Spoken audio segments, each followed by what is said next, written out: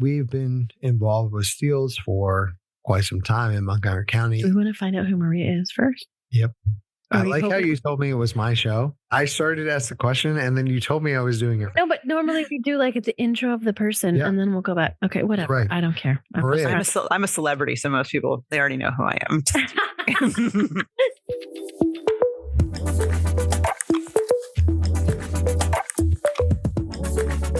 Welcome back to Change Ed. Change Ed. The #1 education podcast in all of Southeastern Pennsylvania. I'm your host, Andrew Kuhn, education consultant from Montgomery County Intermediate Unit. And here with me is Patrice Semacek, also out of the Montgomery County Intermediate Unit and still an educational consultant. Thanks to Patrice's leadership, we about faced and started off this show correctly by introducing ourselves. And now let's jump to our guest, Maria Wileczek. She's so famous. You don't even need to say where. Yeah, we don't even need to use last name. She's known as Maria. Maria. Welcome to the show, Maria. Would you mind introducing your famous self to the Change Ed Nation? Sure. I'm Maria Wileczek. I am curriculum supervisor K-12 for science and most of the other STEM areas, with the exception of math, for the Colonial School District. I've been here in this particular role for 16 years. And prior to that, I was an assistant principal. And then before that, a biology teacher in Upper Darby School District. Oh, I didn't think you've been in the system that long. It must be a stress-free job. You look amazing. This is my 26th year. So I'm hoping for that 30 and out window in 4. Good for you. Wow. 26 years. I thought I was bad at 20. In fact, when I first started teaching, there were no standards from the state in place yet. And I remember in 2002 when we got science standards for the first time and trying to go through them and being elated because we didn't have to teach any systems of the body anymore. And we gave all that to health and PE because they got their own standards and it went over to there. And waving goodbye. Yeah, basically, that was a huge chunk of time that we got to teach in biology because we didn't have to go through all of the human body. We were able to focus on the micro level a little bit more. And then the PSSA at the high school level started after that too. So I was teaching during that whole entire process, even before Keystones came around. Wow. Cool. I love this. I want to lean into this. You have a unique perspective. Because I'm old. Yeah. No, experienced, seasoned. I want to lean into this and hear more about this because I think you can offer a really unique perspective of kind of the first iteration of introducing standards. And now we are revising these standards. I'm curious if you see similarities for kind of how we're going about it as districts, as units, as systems, but also some of the differences that you might see in how we are reacting, how it's being embraced. Yeah. Well, first I can say that prior to having standards, when I can remember doing my student teaching, I was at the University of Scranton. So I was in the northern part of the state. That's considered a city, but the areas surrounding it are fairly rural. And I had to visit multiple schools to do my different, my level 1, my level 2, 3, 4 to get my certification. And even just seeing from school district to school district how different everything was, and much of which was not even so much based on what their curriculum was, but really what the resources were that they had available, or who the teachers were, or how many teachers they had, so to speak. And then finally teaching on my own, and even just how much difference between one classroom to the next in Upper Darby, because at the time, I think it was like considered the 3rd or 4th largest high school or district in the state of Pennsylvania, really big. Mm-hmm. We had just biology teachers alone. I think there were like 9 bio teachers, maybe 10 bio, just teaching biology. And there were some people that had been teaching there since the 60s, and they were teaching their own thing and they had their own lessons that they loved. And then there were those of us that were newer, and we were trying to do the Human Genome Project was just coming about at that time. So we were really engrossed in things like DNA and genetics. So there was just a big variance. And then those kids would go on to take AP biology. And some of those kids had some things under their belt, and some of the other kids had other things under their belt. And it really just created inconsistencies for the kids as if they really were serious in a life science route and wanted to move on, because there was just no, I use the word standard, but no pun intended, but there was no standard to go back to really make sure that there was a golden rule of what you needed to know to say you mastered this content in order to move on. What's different though is that even though we're using those standards, we've been using the same standards since 2002, you still find that, and I'm one of these older teachers, and even myself, you had your units that you preferred more than others. You went into it deeper than you did others, right? You found more labs to do with others or really cool activities that kids were really engaged in. And then those other topics, we won't name any, but like plants. No one likes them. Plants are boring, right? Like, you breeze through it because, okay, you got your vascular, your non-vascular, I'm going to move on, whatever sort of a thing. And it just, again, you know what's going to be on that test. I'm going to teach what's on that test as much as they need. And then the other topics, if I have extra time, I'm going to go deeper in there and maybe do a cancer research project or something like that to make it a little bit more fun and exciting. And so what's different now? Well, there's a lot that's different now. And I actually, at first, I read them differently. I will say, because I've been looking at the next generation science standards since they came out and trying to do my own training on them without sitting through anything. And that's still good. Any exposure you can get is good. But I've been fortunate enough to be part of that pencil group with the state. I think we started that right after the pandemic. And that has helped me look at things from a different lens a little bit more and really truly understanding, well, one, the 3 dimensions are critical. I can remember before, especially when I first started in this role working with elementary teachers, because that was very new for me, trying to get time for them to do science. That was a big challenge, right? And then trying to explain to them, like, science is what you need in order to do your ELA and math, because you should be, but having the supports that the way, and that's not 3-dimensional science per se, but like just taking the practices, right? And talking about how you make arguments based on evidence that you find or claims that you find, but that's the same thing as doing TDA and ELA and like finding those ways to support and making those connections are really critical. And even the cross-cutting concepts, some of which are very similar to the mathematical practices. So like there's all these ways, especially at the elementary level, that it really, really is very helpful. But I think that's also what's helpful is the performance expectations. Because now, and this is where I think secondary teachers, especially I say we as though I'm still teaching in high school, but we have our things that we hold on to. And I feel like many of us are scared to let go at this point in time. Because like, you're telling me I don't need to know all the phases of mitosis or all the names of the organelles. Like, just tell me. Right. But they are kind of telling you, and we have to trust it and go. I see the shift in being more deliberate about what you have to get to, so to speak, but also the intentionality of pulling the other things in and making it more 3-dimensional. So you are taking application for everything where you do see patterns and making those connections for kids or where those practices come into play. So it's much more evolved. It's going to take a lot of time. I mean, I don't feel like I'm there still. I don't think my teachers are fully there. And I think it's going to take a couple iterations of the assessment too, for us to feel a lot more comfortable, because that's where the anticipation is. Like, what are they expecting us to know? And even just how to make 3D assessments themselves, that we don't have a lot of exposure right now to that. So that's our challenge. I'm going to start with the assessment question, which no one ever wants to talk about. So if you don't want to talk about it, totally fine. Sure. But how, especially... You can phone a friend if you need to. I don't know which friend you're going to phone because I don't know if anyone has a good answer. How are you, seeing as you and your district have been working in NGSS specifically for a little while now, how are you helping them, or how are your teachers moving forward with creating 3-dimensional assessments in their classrooms? We'll start there. Well, I mean, a couple things. If you go into Steels Hub and things like that, there's templates in there to help you design. We're also fortunate that we are a district we're signed with Linkit, and Linkit also has they've done a couple webinars actually, which I've shared with my teachers, and some teachers have sat in, but I include them in like department meetings and things like that, where they do break down how you should be designing a 3-dimensional assessment. And so we've been working in that and also had access to some test banks, which is very helpful. And trying to look at other state assessment test banks as well. The struggle is that, well, one, a lot of it is just reading passages and then applying content that you already know, which seems to a like new the situation. Antithesis of the way that we're teaching science now with NGSS. But a lot of it also is making sure kids really do understand claim evidence reasoning, and they are good at identifying evidence to support what their logic is. So there's a lot of writing and reading that's applied to it as well. But then the other thing is where I struggle from what I see these other assessments is, you're supposed to make sure that there's a cross-cutting concept tied in there. You're supposed to make sure there's a science and engineering practice in there, as well as, of course, whatever that disciplinary content is.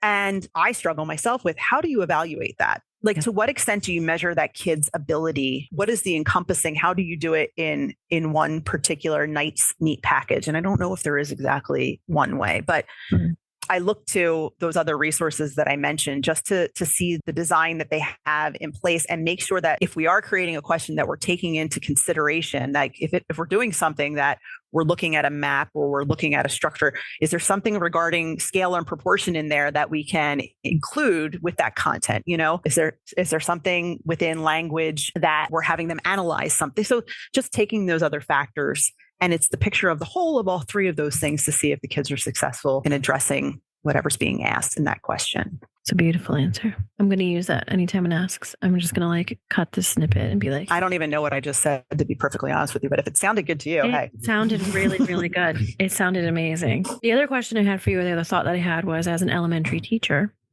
I love where you're going in terms of, first of all, I've been trying to preach from the mountains that teaching science does increase your literacy understanding because the background knowledge itself will help fuel some of your content, some of your main focus in ELA, those kinds of things.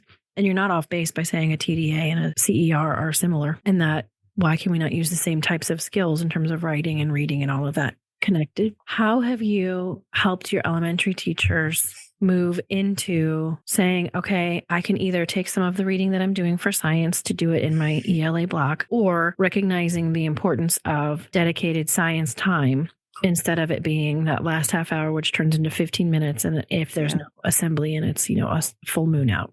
Well, I think, first of all, this has been an ongoing, the struggle is real. Like, this is not, and elementary teachers, they're beautiful people and they all want to do what's best for kids. They truly, truly do. This is probably the one topic that they like teaching with kids because they know kids have fun with it, but they're also not as comfortable teaching it at the same time. Yep. Mm-hmm.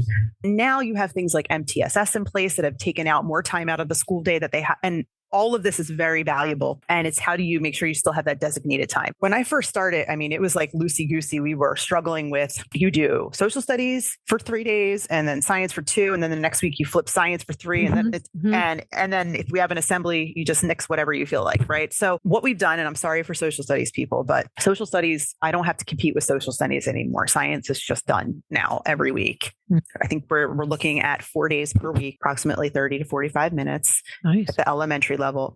And social studies has kind of been engulfed into that ELA time as well and morning meeting stuff. It does. And I think it's working pretty well. So I have more science time dedicated. We've always done things like I've had classroom libraries done where it's science content for reading and the kids have that to read on their own time, or teachers asking them to use, we have Benchmark as one of our resources for ELA. So with the ELA supervisor and myself, like kind of looking at here's our units and here's what is available in Benchmark and trying to align them so that it's supporting the content that's being taught in science at the same time. But recently this year, I've done a traveling roadshow to my elementary schools, specifically about claim evidence reasoning, because we do school improvement plans in the district. Every school does an improvement plan every year. We're looking at our data and what we want to try to focus on. And at the elementary level, almost every single building said that they were trying to focus on TDA in ELA. And I'm sitting there because, kids aren't assessed K through 3.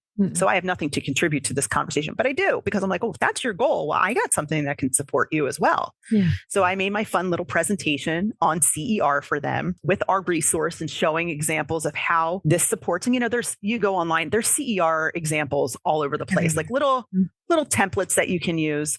And the one thing that's great, there's this great example that's out there online. It's all over the place. So I'm not like citing anything I think I've seen it referenced like 20 times, but they go through a CER activity using a Super Bowl commercial. Oh, nice. It's an Audi commercial from like 2009 where a little girl says, my dad is an alien.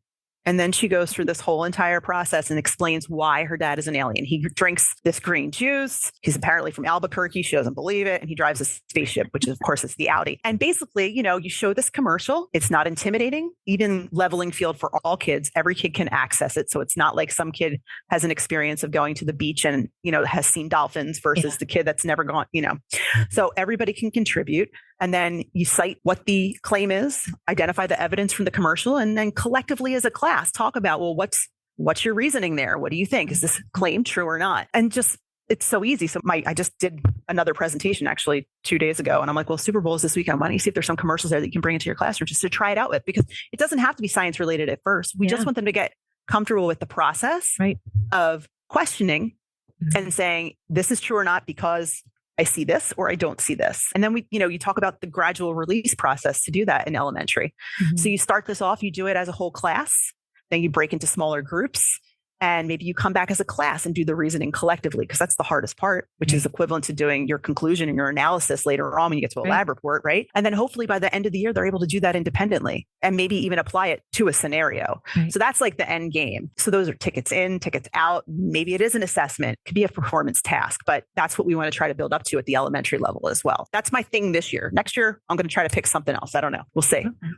What I really appreciate, all the things you're saying, all of them I do appreciate, but the one I appreciate the most is how you said the struggle is real. Yeah, it is. That time crunch does not seem to be going away in any capacity. And there's always more and more that we're trying to do as we're trying to work with students and, prepare them for everything, prepare them for life and help empower them. Well, and as an elementary person too, you're expected to be a content expert in at least 4 different subjects. Right. And it's so much. I look, reflecting back on myself when I first came here, and this is 16 years now doing this. But at first I was like, we had FOSS kits. It was already established before I got here that we had FOSS. And that was one of the main things out there that everybody had. And at the time, I don't even know how much they were digitized, to be perfectly honest with you. It was like, here's your box and here's your stuff and here's your book and there you go. Here's all your things. Right. Yeah, that's what I had. And God, that's a lot to manage and organize. It's really not fair. The expectations of giving them all this stuff and like you're only going to teach this for 30 minutes, but I want you to spend 20 minutes of your day prepping for this 30-minute activity. Yeah.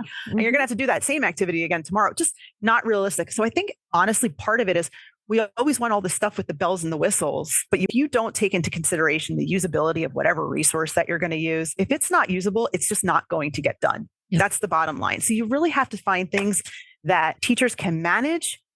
There's a level of ease for them that it doesn't create stress, because if they have that support, they're going to get it done and they're going to do a great job and kids are going to enjoy it too. Mm-hmm. And I think that was one of my biggest things at the beginning. I'm like, you got to just keep doing it. You got to get it done. You got to get it done. It's not going to happen. Like you can't change time continuum, right? Like there's only so many hours. Yeah. And that's one of the nicer things I like about the NGSS Pennsylvania Steels, especially the Steels, is the environmental literacy piece and how much they can do outside of their back door. Like there's a lot going on in Pennsylvania where teachers have access to. Maybe you can't get down into the stream every day, but there are options that feel a little more accessible than the entire kit. Like you can do a lot more observation and a lot more connecting to what's outside.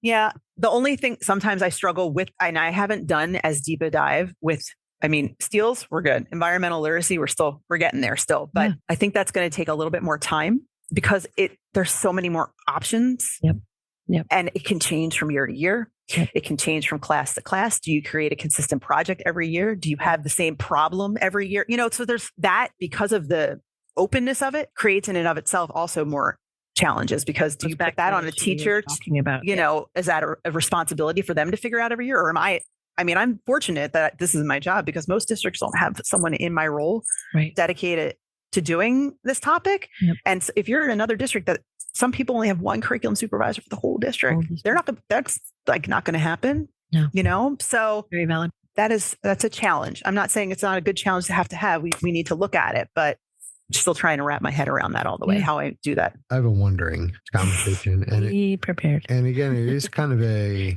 comparison between your experience while you've been here through the standards.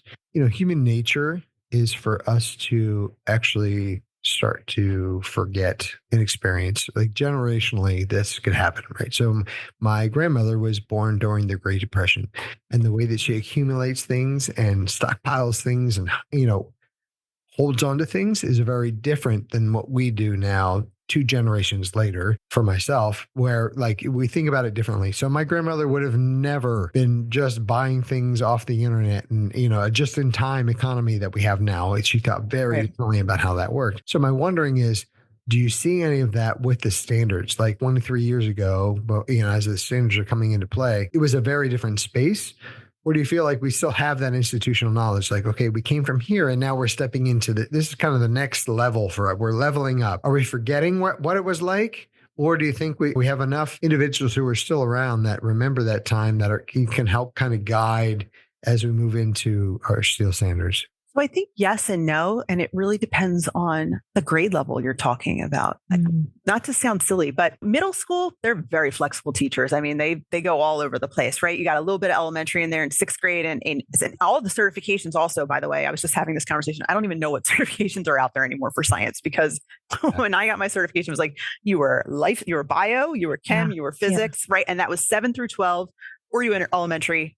Teacher K through 6. And that's all changed. Now there's like mid-science and this science and all. I think that when you are elementary, they just want to do whatever they're told to do. And there's a broader range of teachers there. There's a lot of them. And so because of that mix, a lot of them have team meetings and that kind of capacity to work together and learn from each other. You have the people that have the different experiences to talk to at the table. And you also have these younger voices there as well. And I think it's a nice opportunity to mesh and find things that are efficient and work well.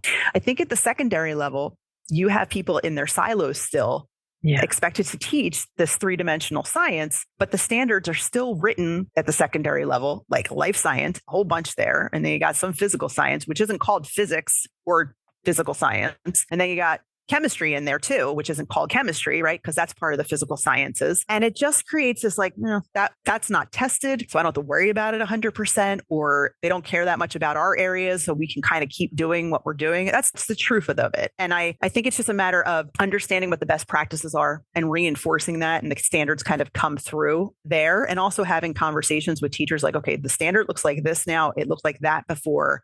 Here's those other cross-cutting components. Do you do that? When do you do that? Make that evident. So I think that people are trying not to throw the baby out with the bathwater, but they're trying not to be as intentional as doing things as hyper-focusing on vocabulary and terms, but more about the actual application.